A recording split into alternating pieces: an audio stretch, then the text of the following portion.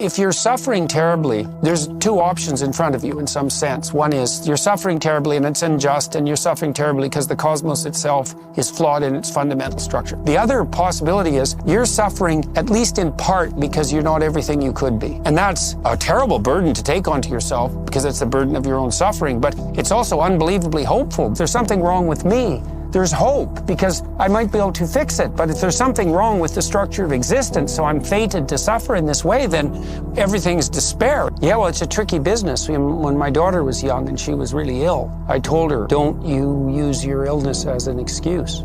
Ever, because you'll confuse yourself, then you won't know what you can do. You're going to have a hard time doing things, but if you use your illness as an excuse, if you corrupt yourself morally, which you have in some sense every right to do because of the depth of your suffering, and which would be perfectly understandable under the circumstances, it will do nothing at all but make the situation far worse.